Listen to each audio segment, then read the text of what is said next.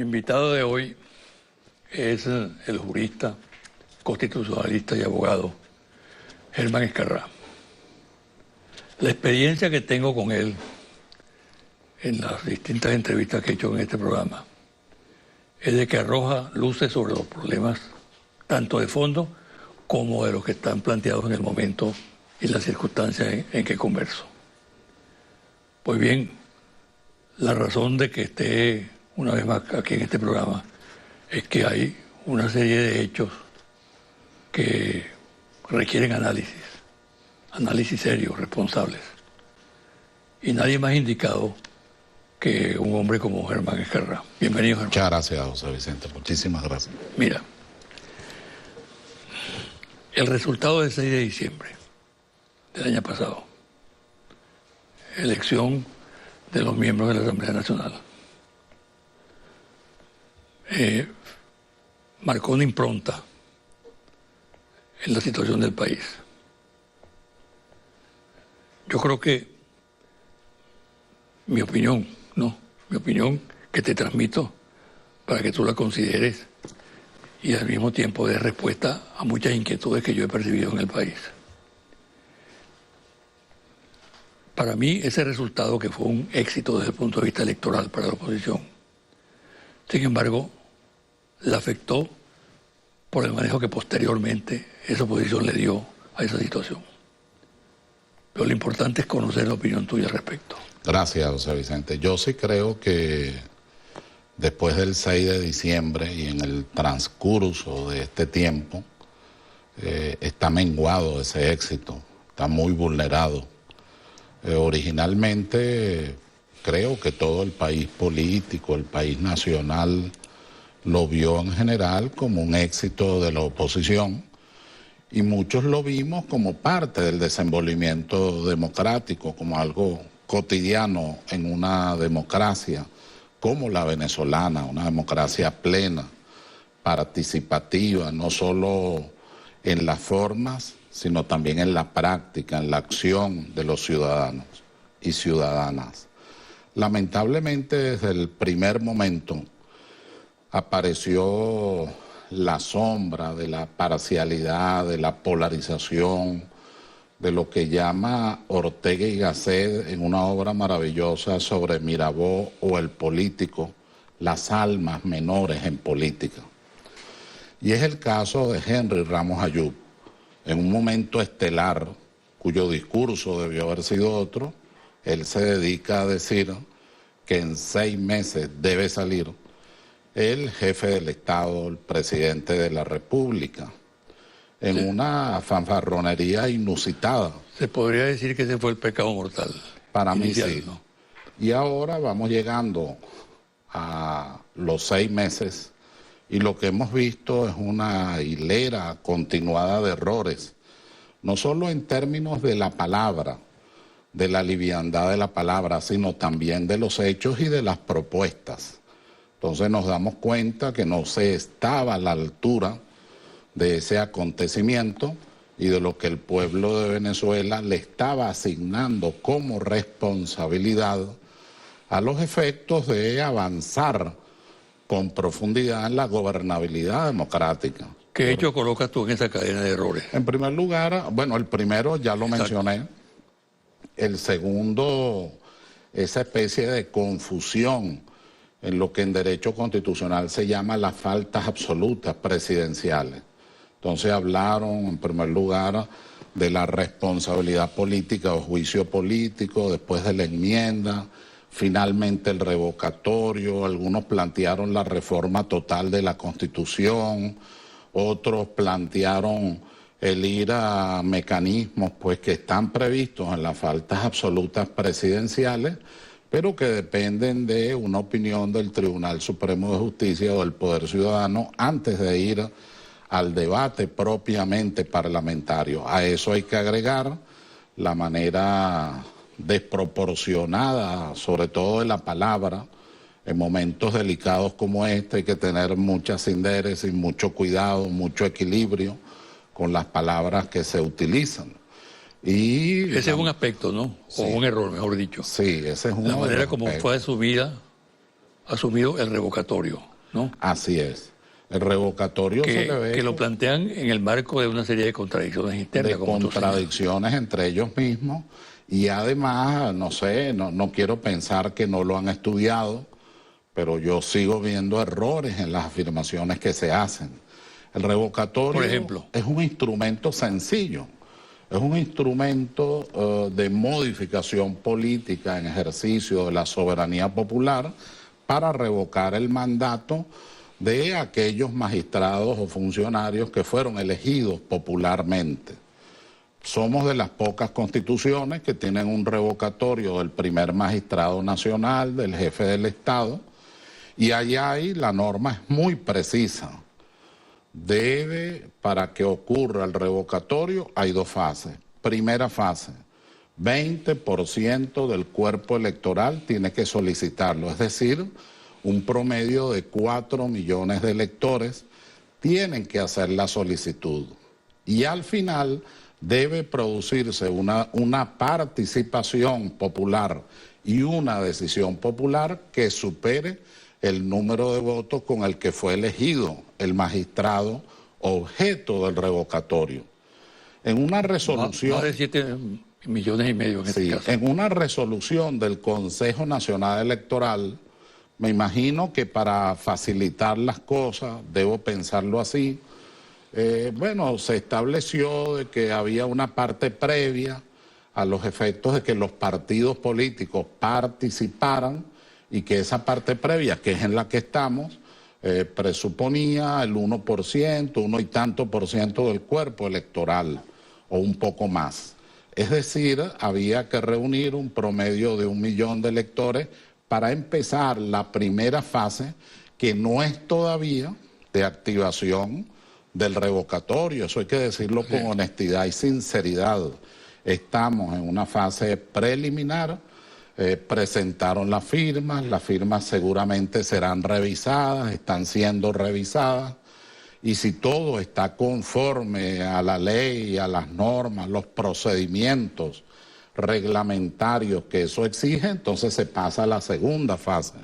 La segunda fase es recoger las solicitudes de 4 millones de electores que también tienen que ser identificados en conformidad, como lo dice la propia Constitución, tienen que estar en el registro civil claramente identificados, para entonces iniciar el proceso de convocatoria a la consulta popular.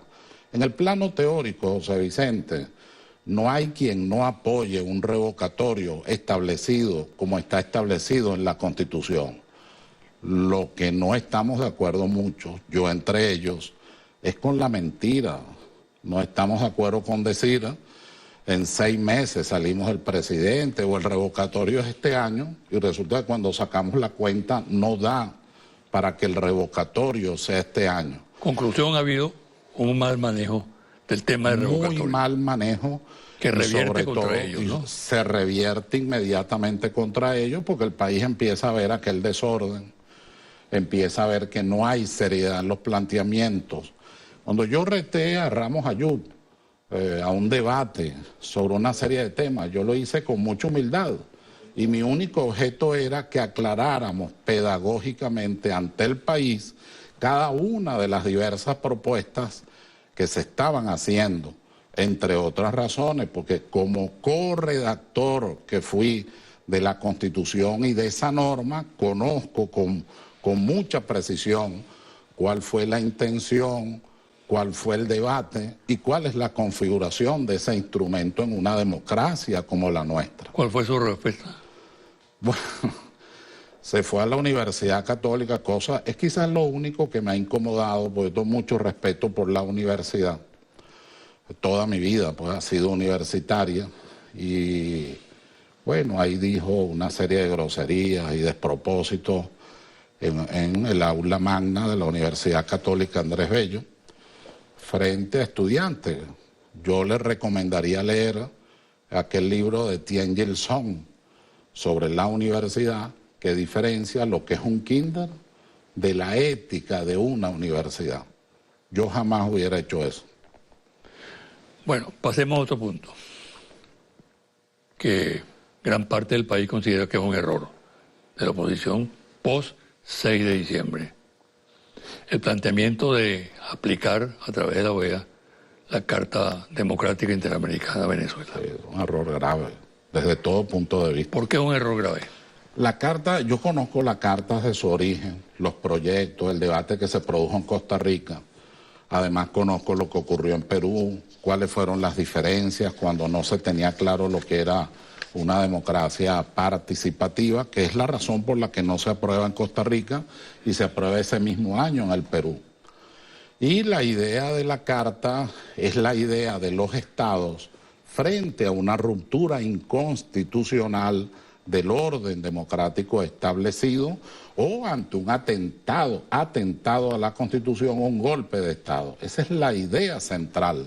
Sin embargo, el señor Almagro, desdiciendo mucho de su función como secretario general de la organización. El propósito entonces es la defensa del orden constitucional, de las instituciones democráticas en un país. Y de las instituciones democráticas, pero no olvidemos que se trata de una carta de los estados. Exacto. En el marco de los estados americanos. A nosotros se nos olvida que el único jefe de estado que tiene Venezuela de conformidad a la Constitución es el señor Nicolás Maduro.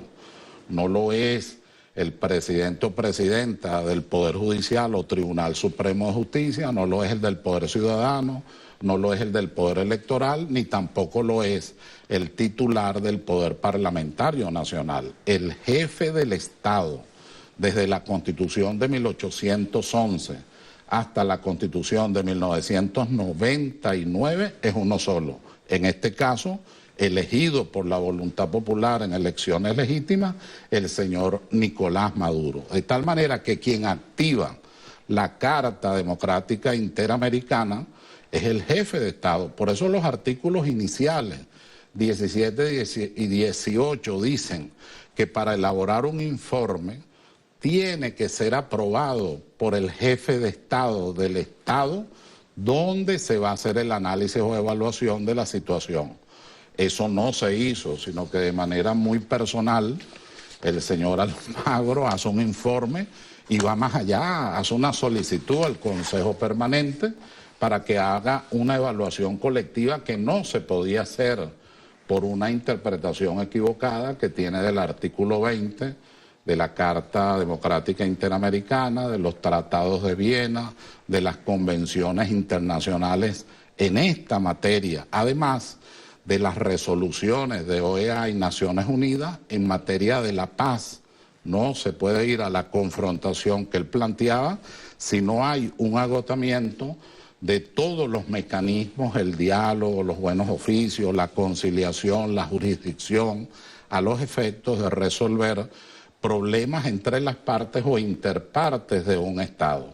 Todo lo contrario, estimuló una especie de confrontación, llevó al escenario de la OEA la polarización venezolana, bueno, y salió sancionado moralmente, sancionado políticamente y sancionado jurídicamente, porque la inmensa mayoría, más del 90% de los estados que conforman el Consejo Permanente de la OEA, lo que hicieron fue desechar el planteamiento del señor Almagro, de la oposición, en su idea de intervenir de cualquier forma con elementos extranjeros injerencistas a la soberanía nacional. Y por el contrario, muchos embajadores, y en el propio escrito, ahora me remito al embajador de México, al embajador de Chile, señalaron con mucha claridad en el debate que no se podía permitir injerencias en asuntos que teníamos que resolver nosotros los venezolanos.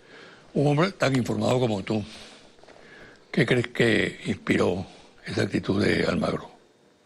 Bueno, básicamente, voy a tener que decir algo un poco. Yo dudo de su ¿Por qué se alinea totalmente con la oposición? En primer lugar, oposición? dudo de su formación en Derecho Internacional, porque su conducta violenta todo lo que es el derecho internacional, resoluciones, tratados, acuerdos, procedimientos y además la propia interpretación del artículo 20 de la Carta Democrática Interamericana, que tiene que interpretarlo conjuntamente con el artículo 3 y el artículo 18 de la Carta de la Organización de Estados Americanos. Eso en primer lugar. Pero en el orden político, porque se dejó atrapar por las intervenciones estas desproporcionadas, desbordadas, que suele hacer la oposición en ámbitos internacionales sin medir el momento en que está colocando a la patria, en que está colocando a la república, en que está colocando a la democracia, en que está colocando a la soberanía, en la intención de que intervengan elementos extranjeros que nosotros no podemos permitir. Tú dices que por desconocimiento del derecho internacional, Sí, habiendo sido canciller de Uruguay. Es increíble, ¿no? La mezcla que allí se produce, porque cuando vi el informe y lo leí, cuando vi la intervención, me di cuenta, no quiero pensar que lo hizo deliberadamente, yo quiero pensar que es que no leyó una serie de resoluciones y la interpretación que hace el artículo 20 es desconociendo nada menos que la propia Carta de la OEA en su artículo 3 y en su artículo 18 que refieren que de ninguna forma pueden intervenir elementos extranjeros en forma injerencista, no pueden intervenir en lo que es la vida interna de los estados y sobre todo respetando el principio de autodeterminación. Pero además esos artículos llaman a la cooperación, llaman a la búsqueda de los demás estados mediante fórmulas pacíficas para resolver cualquier conflicto, como lo hace también no solo el derecho internacional americano, sino en general el derecho internacional. Permíteme una travesura. ¿Habrá algún trasfondo crematístico? Bueno, hay gente que dice que su conciencia está tarifada. Yo no podría afirmar eso. Yo hasta ahora mi única afirmación es: noto en su comportamiento y en el escrito que hace que hay una gran carencia del conocimiento del derecho internacional, desde los clásicos. O sea, se ve que nunca leyó a Grozio, se ve que nunca leyó a Victoria, se ve que no leyó a Santo Tomás, pero tampoco lee a los modernos en materia de derecho internacional y menos los tratados y resoluciones. Pero además sí se nota una actitud militante, vocinglera, altogritona, propio de los debates aquí en Venezuela, bueno, en la Organización de Estados Americanos, cuando su función es la de ser neutral, ser cuidadoso, mantener los principios y valores de paz, de solidaridad, de respeto a los derechos humanos, de no intervención, de no injerencia. Lamentablemente no fue así y en el lugar de él, si yo estuviera en su lugar, yo hubiera renunciado inmediatamente. O sea, él no debe seguir. Él debe renunciar porque ya él está comprometido, ya su opinión siempre será bajo sospecha y ya su opinión es totalmente parcializada, como quedó claro en este debate que ganó Venezuela en el Consejo Permanente. Hay que felicitar a nuestro embajador en la OEA, pero de manera especialísima, José Vicente, hay que felicitar a nuestra canciller. De verdad, te lo comentaba antes, tenemos una magnífica e inteligente canciller. Vamos a hacer una pausa y al regresar vamos a abordar un tema que ha cobrado una gran actualidad en este debate, que es una especie de renacer del planteamiento del diálogo. Con mucho gusto.